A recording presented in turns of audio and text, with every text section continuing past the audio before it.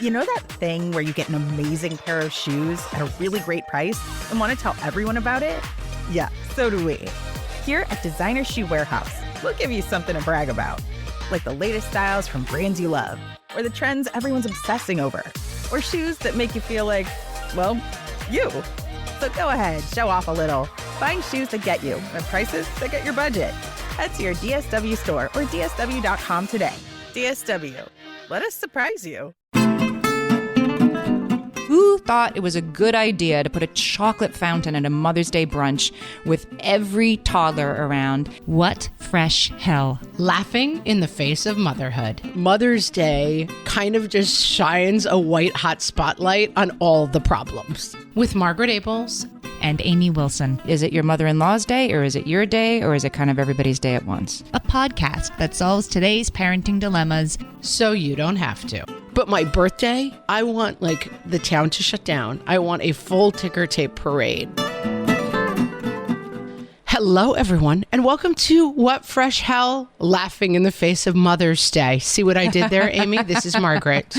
And this is Amy. And this week, it's Mother's Day. We're supposed to be excited about it. We have lots of feelings about it. We're not. And we're here to explore all of them. It's been built up so much, right? That it's almost like nothing can live up to the expectations of what it's supposed to be. And not just for you, but for your mother and your mother-in-law too, which I think is much of the issue. And it's a lot. It's a thing and a thing. A thing and a thing.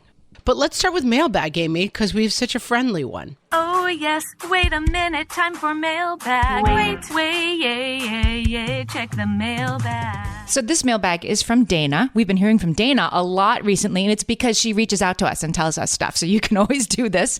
info@whatfreshhellpodcast.com or on our Facebook group, facebook.com/groups/whatfreshhellcast. So Dana said, thank you, Margaret and Amy, for your episode Decision Fatigue. This was an episode where Amy mentioned that there is no flow to go with, that what others perceive as going with the flow is actually going with somebody's well thought out plans being executed. Dana says, the number of adults I've explained this to and the looks of startling revelation I receive back from both men and women is staggering, especially when I go on to say that going with the flow just means you aren't actively making something harder or worse, and it is a bare minimum expectation, not a skill to be commended. This whole idea has made my spouse even more grateful for all the planning I do, and is giving me a boost of energy in making plans for the summer. Thanks for the great conversations. Dana, thank you so much. Not surprisingly, this is going to dovetail well with our Mother's Day conversation. Right. Everybody's going to go with the flow. Mom, why don't you just plan a day for yourself? Just plan the whole day to be what you want, and we'll go with the flow. Happy Mother's Day to you. Yeah. Doesn't sound great, as they say. You know, there is a history of Mother's Day. I love research, and I did a few years ago a deep dive into what is Mother's Day, who started it, why started it, because you always learn things. Who started it? Why started it? I like those questions. Right. Why started it? There is a backstory to this you will not believe. So there was a woman, American woman, her name was Anna Jarvis. She was born at the end of the 19th century as the 10th of 13 children, only 4 of whom made it to adulthood. Probably par for the course back then. Her mother died on the second Sunday of May in 1905. Anna Jarvis's mother. And So she was born in the 20th century, correct? If her mother died in 1905, then Anna had to be born in the 1800s. Oh, her mother died in 1905. Got it. I'm following now. And I do always get stuck on that century. Like, why is the 20th century? Yes, the centuries. Let's do an episode on that. Why is the 20th century the 1900s? It's very confusing. Why do they do it that way? I don't know. To make it more confusing. So, all right. So Anna was born in 18-something. Her mother died in 1905. Got it. Mother died in 1905. Okay. Yes.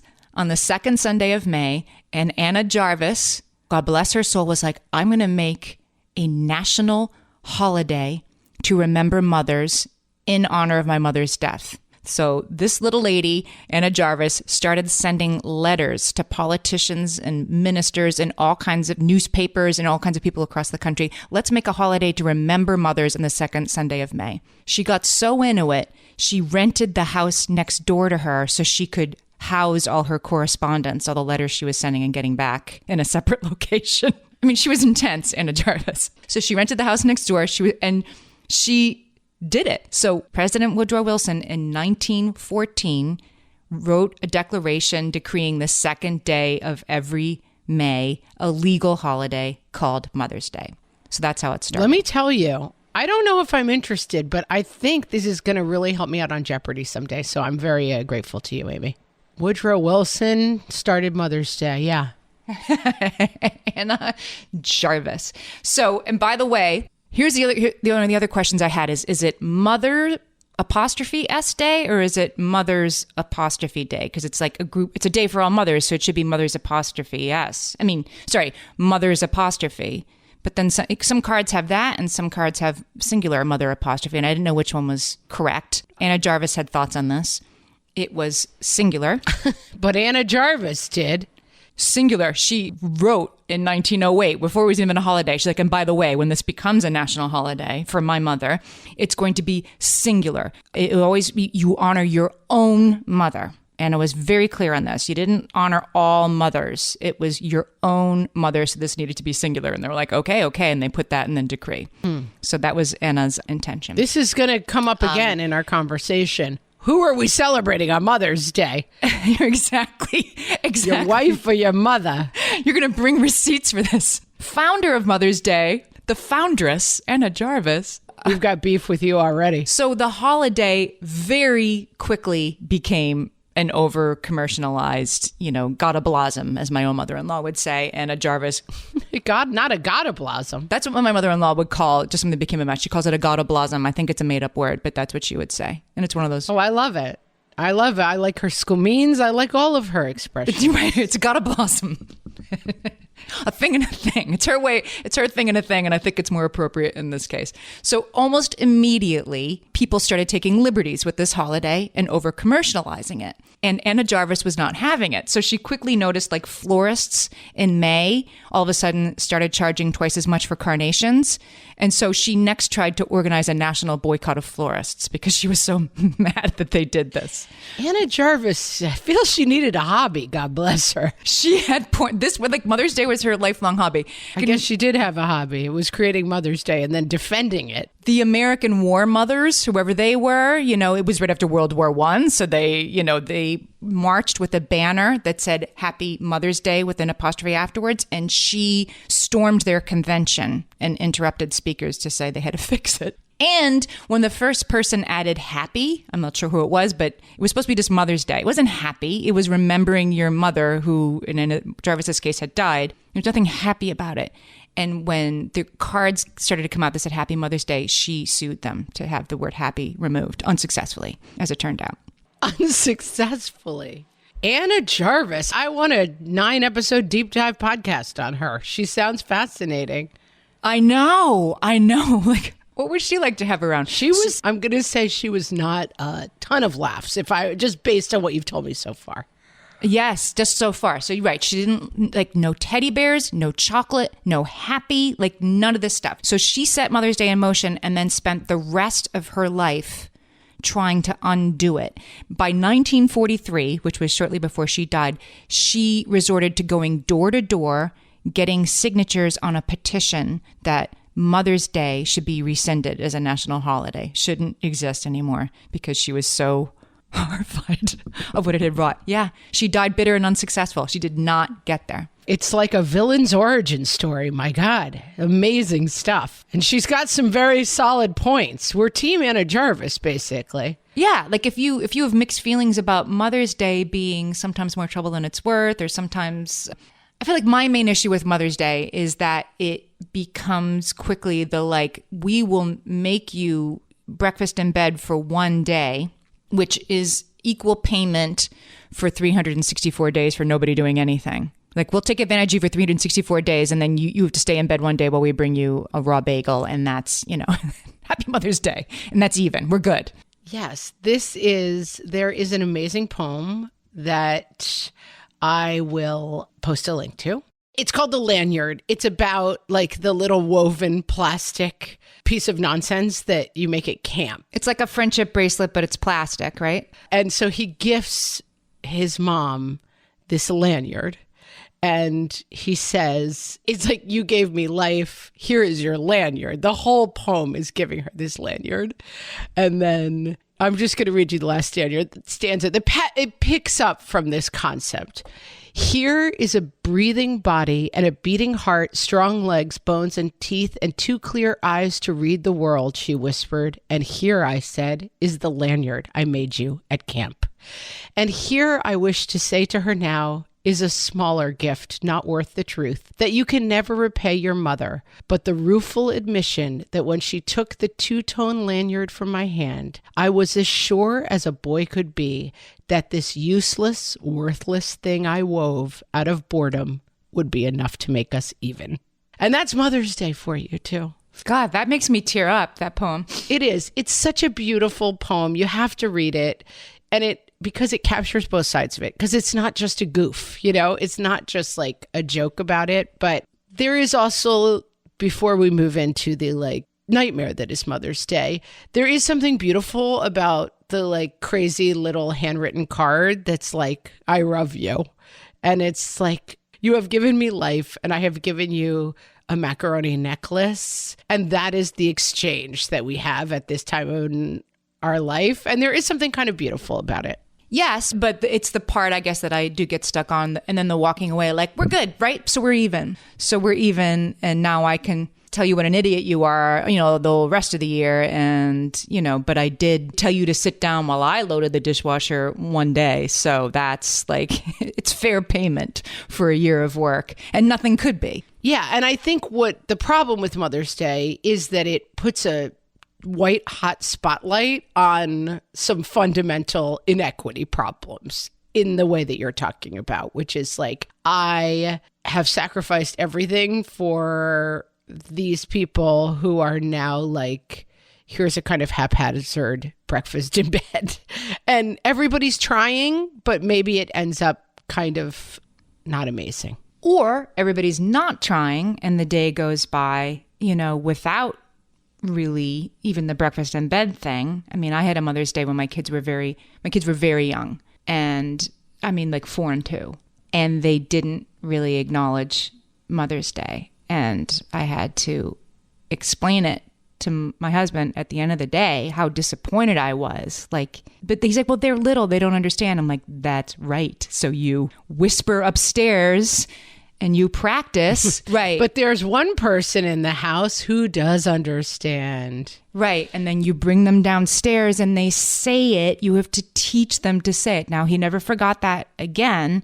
But, and I'm that's going to be one of my big takeaways later. But thinking about Mother's Day, I feel like you shouldn't have to be explicit about what would make you feel loved and cared for. Everybody should just magically know. But rather than setting yourself up to be disappointed and resentful, this is maybe an occasion where you need to be explicit that you want flowers, or you want a card, or you want a heartfelt sentiment that doesn't feel like it was, taken at gunpoint in a hostage situation, but really truly meant. Correct. I have another take on this and another beef with Ms. Jarvis that we will get to after this break. Hellions, it's time for some spring cleaning, and I don't just mean the coat closets. Doing your financial spring cleaning can actually be super easy when you let Monarch do your financial spring cleaning for you. One dashboard that gets your entire financial life organized. No more clutter, no more mess, no more logins scattered everywhere, just accounts, investments, property, and more, all in one place. Get your first year of Monarch for half off, just $50 with promo code FRESH. Monarch allows you to look not only at what you've already spent, but also to plan for the future. With Monarch, you can set savings goals, plan for big purchases, and notice spending trends before they become a problem. I can generate cash flow reports that show me what we spent this quarter, this month, what we're probably going to spend next month, and feel prepared, organized, and knowing how to plan for the future. No more surprises and a lot more clarity. Try Monarch. Use code FRESH at monarch.com to get your first year half off at just $50. That's 50% off your first year at monarch.com with code FRESH. Amy, let me tell you about a magical place that is so exactly designed to be enclosed space, year-round fun for the whole family that I bet you already know what I'm going to say before I even say the name. Let's say it together on 3. 1, 2, 3.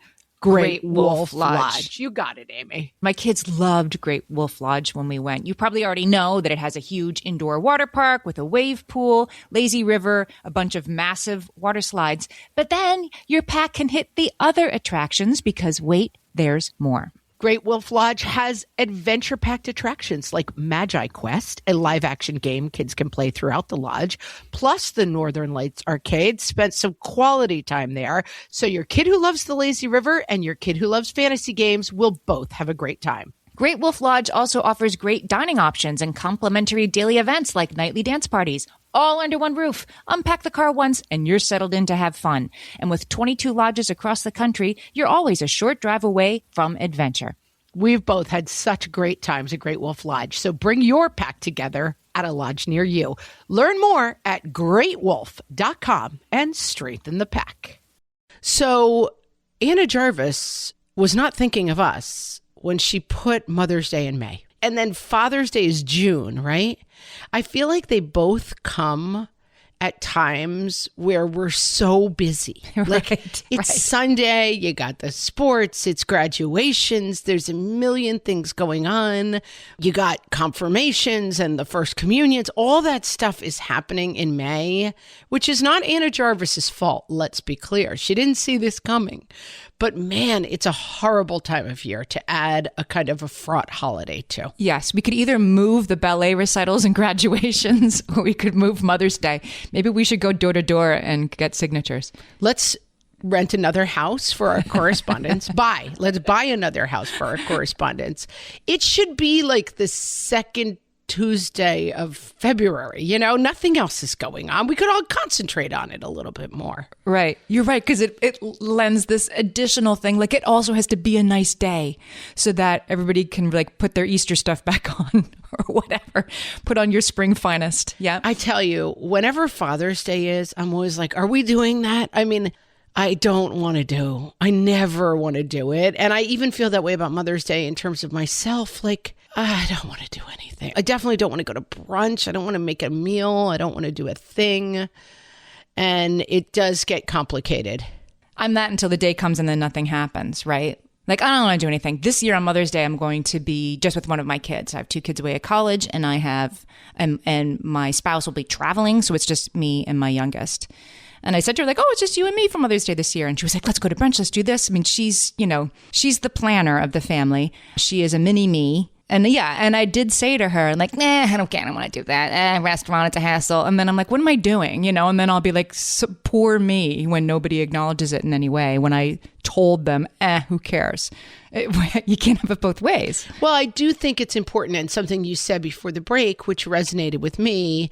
And I had this conversation with my spouse in the early days, which was, it wasn't Mother's Day, but it was a birthday. And he was super busy and overwhelmed at work. But I ended up on my birthday having dinner in like the McDonald's play space with like 3 little kids who I was taking care of, and like nothing kind of happened. And I did put the really fine point on it of, you just don't have a lot of opportunities to say what you do matters.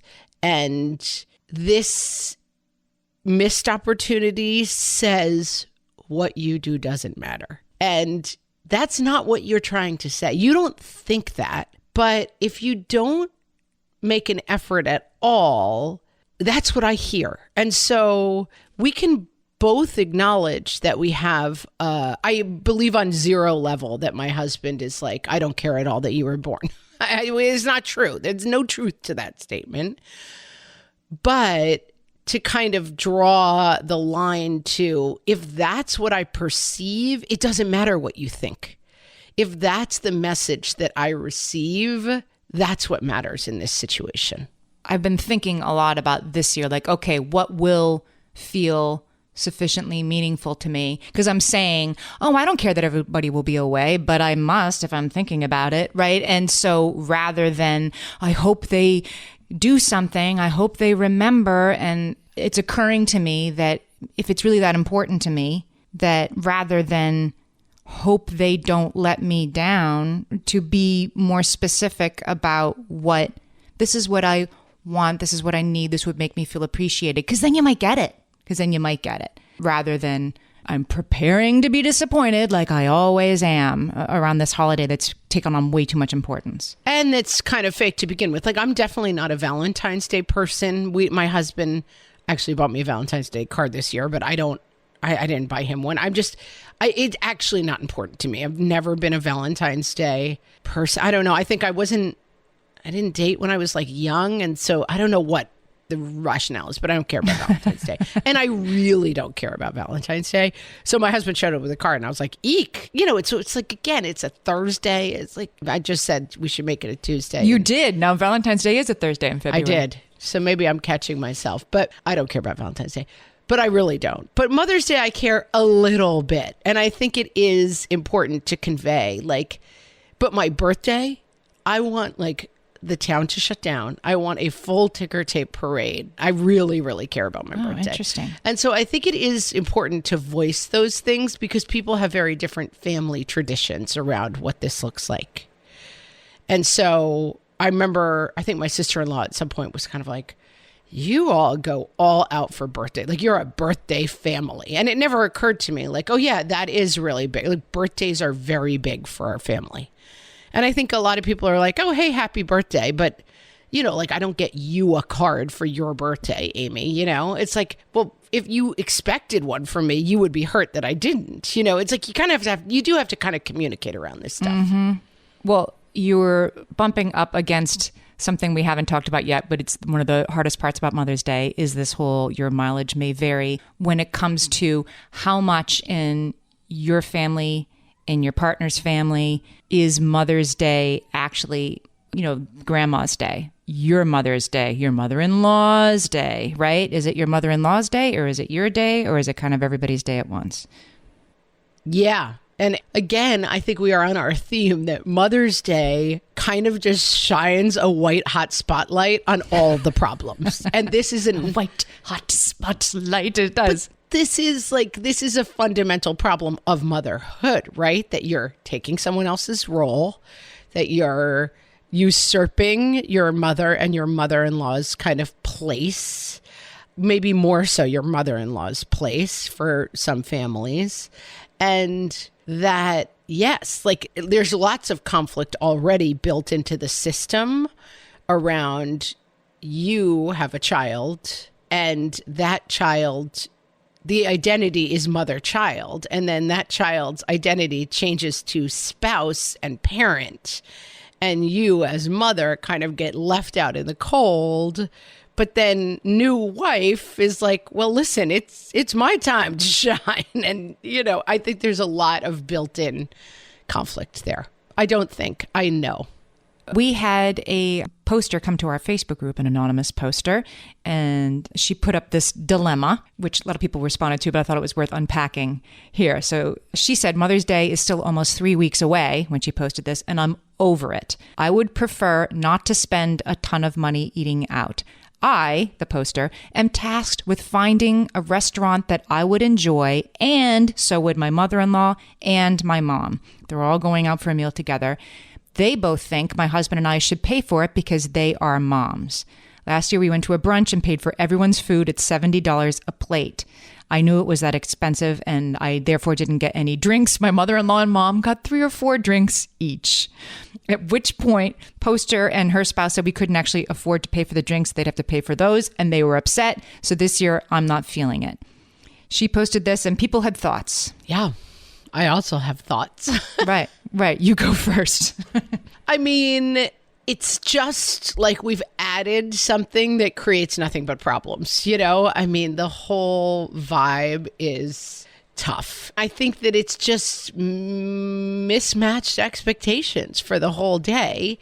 And I'm a little confused by the moms who are like, why aren't you paying for drinks? I mean, if somebody said to me, I'm struggling to afford this, I think I would just let that go. And certainly, I don't know. I guess it really sticks with me. I'm not surprised. I don't think it's your fault, anonymous poster, but it does jump out to anybody reading this that's like, wait a minute, it's Mother's Day. Why are you in charge of finding the restaurant and making the reservation that will make you and your mom and your mother-in-law happy. You're the guest of honor. Right. But because life is the reason why. Because life. Right. And yeah, I mean, in that it creates more work and more hassle and more conflict for you the day that is supposed to celebrate all that was great about you, as Anna Jarvis first imagined it, although she didn't want it to be happy. It's not easy. And I think that you can opt out. I really do think you can opt out and say, that's not my idea of a good time. I'm not doing it. I think opting out is totally an option. And I want to get to, like, we do have sort of ideas, ways you can make this work for you. And I want to get to those. I don't recall this being, maybe it's just my family versus other families. I don't recall this being a holiday that involved like travel, that involved like, well, no, we have to drive. In New York City, everybody's like packing up to take the kids to New Jersey or Philadelphia or wherever to see the grandmother because it's Mother's Day, and that's what you do. You travel a great distance and have a family meal and come back. Yeah. See, my parents' birthdays are in May and June.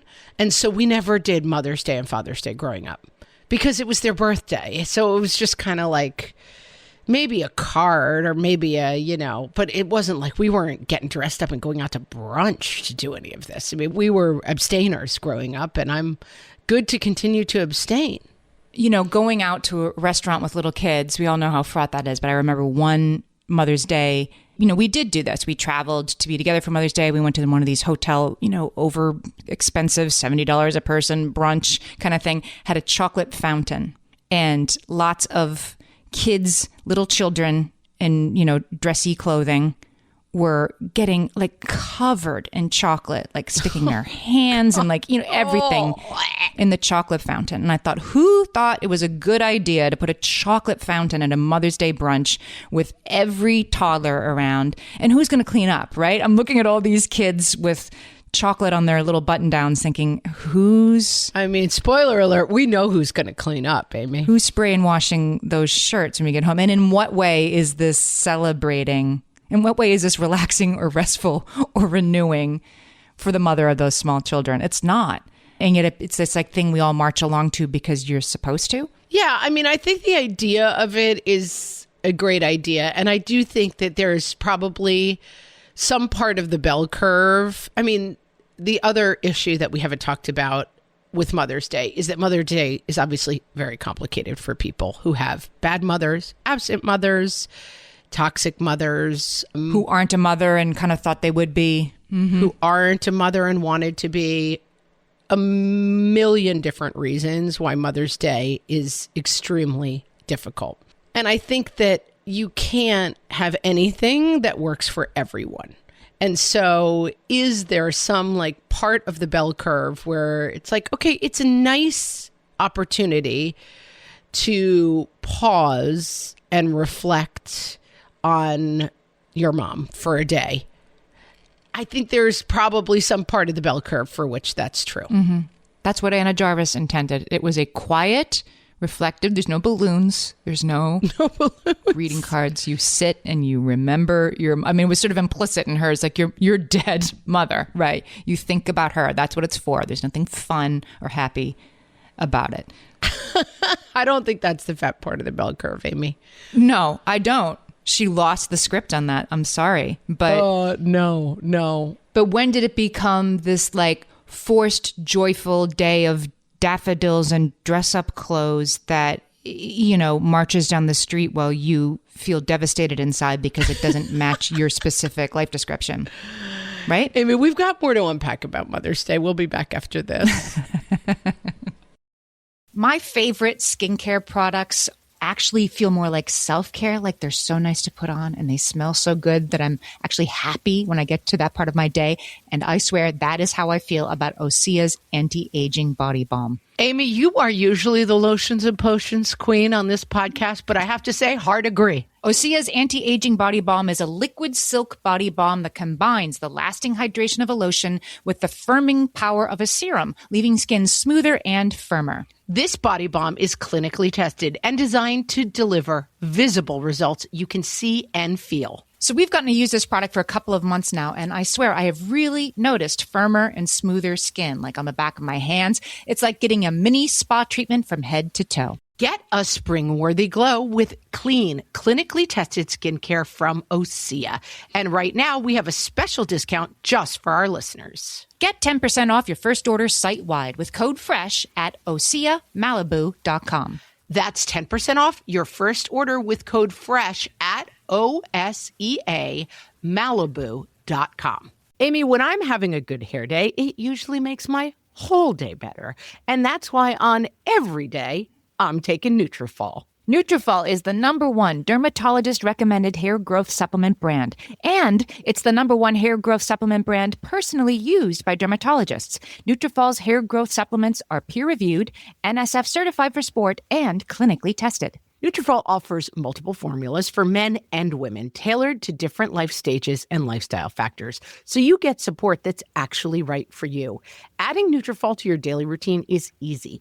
Order online, no prescription needed, with automated deliveries and free shipping to keep you on track. Let your hair be one less thing to worry about. See visibly thicker, stronger, faster-growing hair in 3 to 6 months with Nutrafol. For a limited time, Nutrafol is offering our listeners $10 off your first month subscription and free shipping when you visit Nutrafol.com and enter promo code LAUGHING.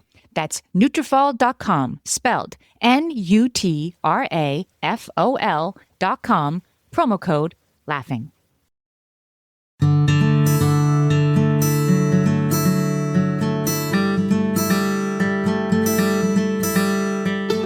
And now, what we really think of your Mother's Day gift. From the What Fresh Hell podcast. Breakfast in bed. It's burnt. You've used up every dish in the house and left the kitchen for me to clean up later. And when I go to finally lie down tonight, I'm going to remember that the kids spilled syrup on the sheets. How does this qualify as a gift? Brunch at a fancy hotel. In exchange for $200, I've gotten all the kids into presentable outfits and strapped myself into hard pants in order to try to enjoy cold Eggs Benedict while several dozen children around the room scream, "These pancakes taste weird!" Upside, it almost makes breakfast in bed seem appealing. That book of IOUs for things the kids will do for me all year long. Don't wait until the night you try to redeem "I will load the dishwasher without complaining" to recognize this gift for what it really is. A book of lies. Lingerie, home tools, or Meat of the Month Club membership. These are gifts for you. You are fooling exactly no one. A gym membership. Absolutely no. The worst possible Mother's Day gift. A vacuum. Okay, no, I was wrong. That's worse than a gym membership. If you gift me a vacuum, prepare to be hit about the head and neck with the extension wand. A mug that says, "I'm a bear in the mornings." Seriously, people? Okay, I'm just going to go ahead and walk you through this. You will take the kids out first thing in the morning, thus allowing me to sleep in as late as I please. When I wake up, there should be a remote control and a Grubhub gift card within easy reach.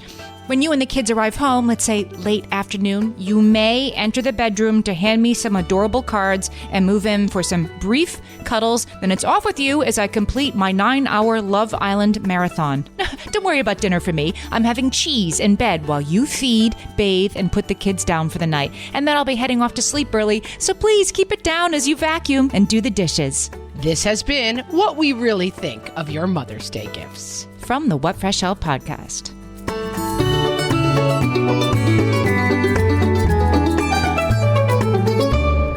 Our listeners do have some ideas for what might actually work to make Mother's Day work better for you. Hit me. Some different thoughts here. My first tip is to be honest about what you expect. I'm going to do that. I'm not even sure what that is. First, I need to figure out what I expect, and then I'm like, this is what I want. Okay. As you know, you laid out, like, this is what it's going to be, right? Sammy Jo said, this works in her house. Celebrate with our moms, meaning the grandmas, the day before Saturday, and then do something low-key with just our immediate family on Sunday. Sammy Jo says, if it's nice and actual Mother's Day, just her immediate family, they go on a hike by a local waterfall and have a picnic lunch, which I would do as long as somebody else packed the picnic lunch and it was good. No one else is packing it. Sammy Jo is packing that lunch. Let's be clear. Yeah, and it can't be Lunchables either. Like, it has to be nice. No, it's not nice. It's Lunchables and Sammy Jo is packing them, just to be clear. So which means you're going to do it, so it'll be nice. Expectation management, people. Right. It sounds better than a chocolate fountain, but right, only if you like, I would accept like a, shipped overnight gift basket from Zingerman's or something. That might work. I'm going to tell you, I feel I've cracked the Mother's Day code somewhat accidentally. I have a friend over. So I have a friend whose husband passed away unexpectedly. And so for the first Mother's Day, we were talking and she was saying, it's going to be hard because there's no other parent to kind of She's dreading it, yeah. even try to guide the experience. So it's like her with young kids at home. So why don't we do brunch together? And for whatever reason, my kids kind of took up the idea of like, she's coming over. And I will say my husband kind of guided it. And he and my kids serve the two of us brunch. Like we go out on the deck and the kids serve brunch. And they got into it, that it's brunch. So I sleep in, it's not breakfast in bed. We do it like 11 o'clock. And then we just hang out all day. And then the kids' only job is to come out and be like, do you need anything else? And I'll be like, oh, I'll take a beer. And someone will go, you go grab it. It's fun and exciting. But they kind of get the vibe of like, you are in charge of making this nice for us. So we kind of invented it for ourselves. It's pretty low expectation. I don't even know what we usually get. Probably like sandwiches from the local, like the deli. It's not fancy.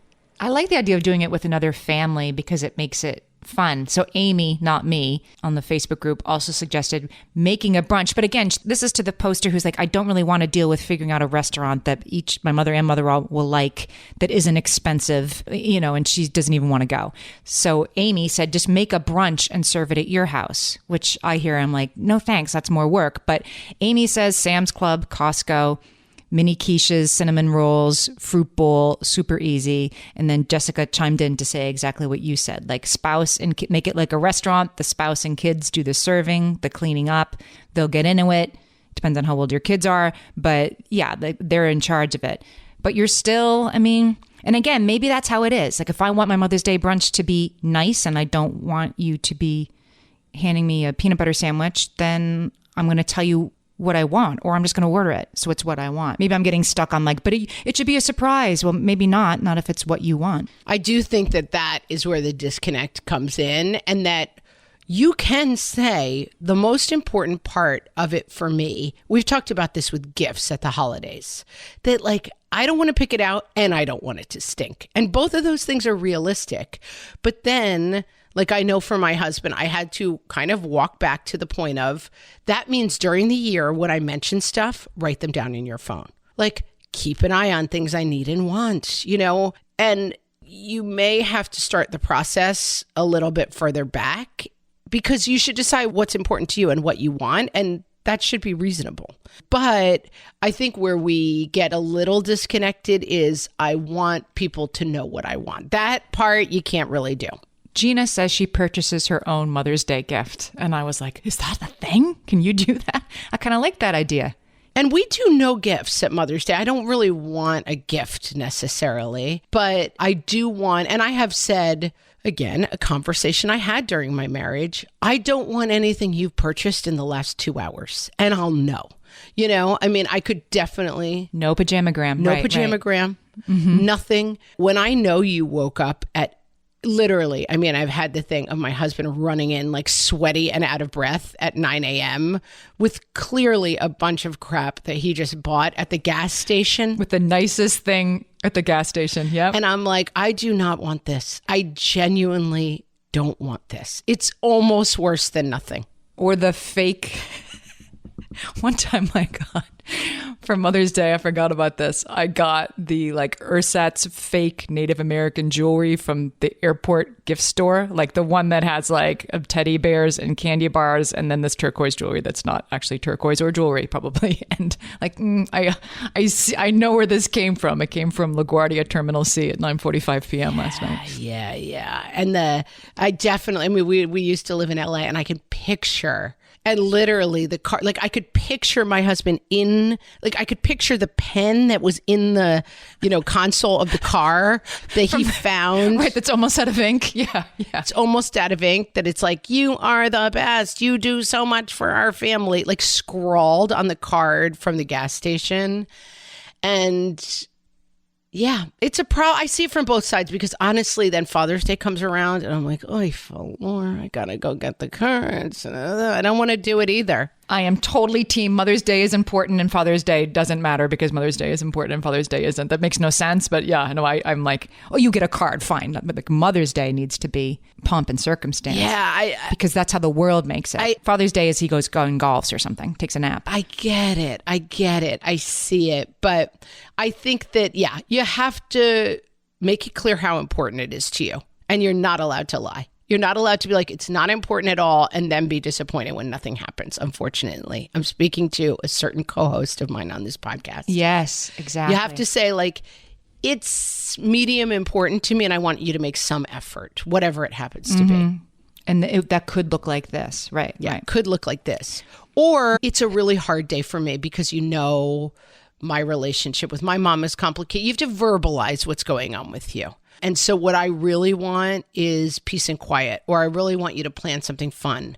Or I think that people would argue that I keep talking about Liz Lenz's new book, An American Ex-Wife, which is kind of about how there's too much forced labor for women that is in this genre of like, I shouldn't have to tell you. But I think if you're in heterosexual relationship particularly, you do have to say it. You do have to outline it. And you have to say, this is what does and doesn't work for me. And then you have to be careful about not making it, and I have done this and been guilty of this in my life, a bit of a like, this is the day to prove how ungrateful everyone is. Right. I'm probably going to be disappointed. Let's see. Right. Yeah. And there's a little bit of the like Gollum rubbing the my precious, like, they're all going to prove what a bunch of ingrates they are.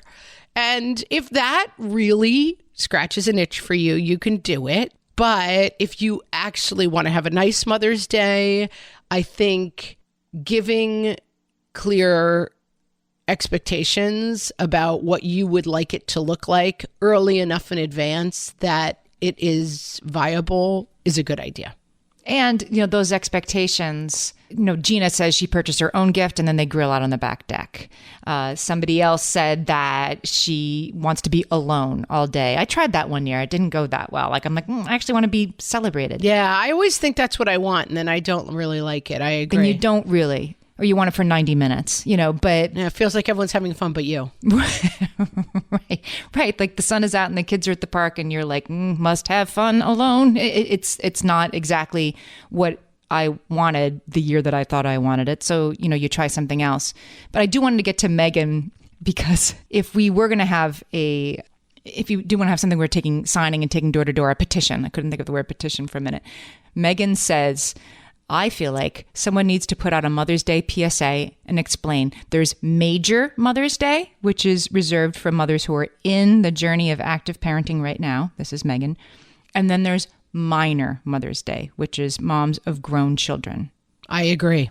I co-sign. I think that's true. And if it's very important to your partner's mother that she be acknowledged on Mother's Day, it is a possibility that can happen, but you don't have to be part of that. Like you can stay home and take a nap while your spouse takes the kids to see their mother for Mother's Day. Like that's allowed. That's a thing too. If it is a thing that's very important to the mom. And you know what? When my kids are grown, I hope I get cards and calls and acknowledgments on Mother's Day. I'll still want that. I hope I'll have perspective that but the 2-year-old is coughing and maybe now isn't a great time for a 3-hour car ride. I hope I'll have that perspective, but maybe not. Well, yes, and we could do a whole other episode about this fundamental truth that there's a major mother and a minor mother when you're longer into this process. And that's the problem. It highlights that, I think, for people.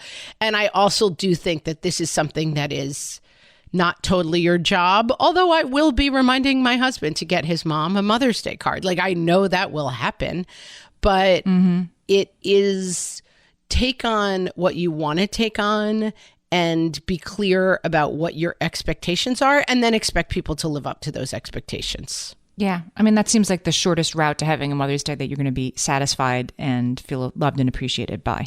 Agree. You solved it. Solved Mother's Day, people. We salute you, moms. We see you. We hope you have a very happy Mother's Day. We see you, major moms out there. We see you, major moms. This one's for the major moms. This shout out, major moms only. Sleep in. And with that, we'll talk to you next time. Happy Mother's Day to one and all. Happy Mother's Day.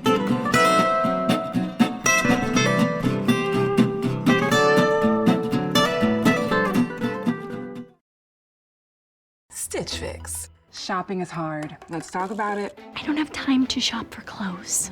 I have to buy everything in 3 sizes to find one that fits. They know me at the post office. Workout wear is my only wear. Stitch Fix makes shopping easy. Just show your size, style, and budget, and your stylist sends personalized looks right to your door. No subscription required, plus free shipping and returns.